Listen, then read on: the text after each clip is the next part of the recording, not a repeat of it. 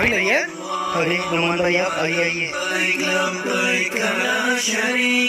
भाई नहीं है, मेरे माँ बाप की और आप सभी लोगों की दुआओं से अल्लाह ने मुझे हज पे बुलाया है। माशाल्लाह नुमान भाई आपको बहुत बहुत मुबारक हो। जज़ाकल्लाह।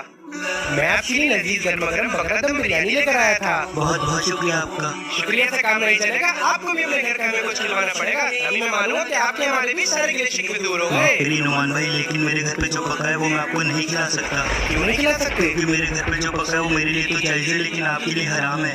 ऐसा क्या बना है जो आपके लिए जायज है और मेरे लिए हराम है, जबकि आप भी मुसलमान हो और मैं भी एक मुसलमान हूँ। दरअसल हमारे घर पे 5 दिन से फाका था, इसलिए हमने मरे हुए जानवर का गोश्त पकाया है जो हमारे लिए तो जायज है लेकिन आपके लिए हराम है। क्या? क्या अल्लाह ही मुझसे क्या गलती हो रही थी? मेरा पड़ोसी पागल है और मैं हज पे जा रहा था। तो ये भैया परेशान मत हो, इस साल मैं हज को नहीं जा रहा हूँ। जो मेरे पास पैसे हैं वो मैं आपको दे दूंगा, उससे आप कोई कारोबार कर लेना और अपने घर वालों का अच्छे से ख्याल रखना। वीडियो अच्छी लगी तो कमेंट में